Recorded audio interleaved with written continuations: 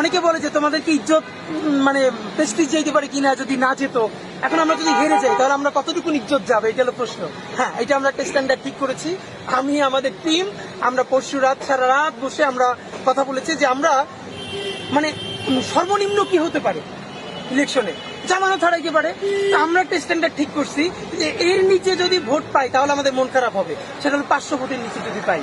কারণ শুরু করেছিলাম 500 সেট আপ নিয়ে, তো 500-র নিচে যদি একটাও পাই তাহলে আমাদের একটু মন খারাপ হবে, এই জন্য 1-2 দিন একটু মন খারাপ থাকবে।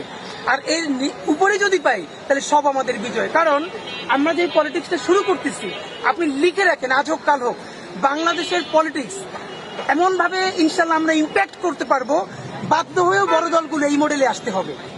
হাজার হাজার বাইক গাড়ি মহড়া এগুলো মানুষ পছন্দ করে কিনা সেটা আমরা তখন বুঝবার চেষ্টা করছি। সুতরাং আমরা যদি নিজেরা নাও জিততে পারি, আমাদেরকে দেখে যদি বড় বড় পলিটিক্যাল পার্টিগুলো তাদের প্যাটার্ন বদলায়, তাহলে সেটাই তো আমাদের আনন্দ যে আমরা পলিটিক্স বদলাই দিতে পারছি। এবং আপনারা দেখেন গত 1 বছরে বাংলাদেশে অ্যাক্টিভিজমের অনেক প্যাটার্ন আমরা বদলাইতে পারছি, পেরেছি না?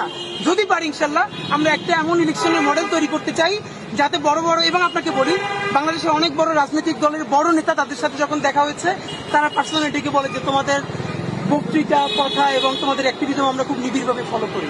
এর মানে তাদের কাছে এটা পৌঁছায়। তা আমি আশা করি আমরা এখানে দাঁড়াচ্ছি, আজকে ওই কর্নারে বিএনপি, ওই কর্নারে জামাত, তারাও দাঁড়াক।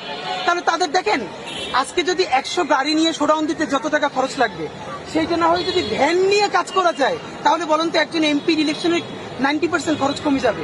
একটা মানুষের যদি 90% খরচ কমে যায় তাহলে তার তো চুরি করার টাকাটা থাকে না।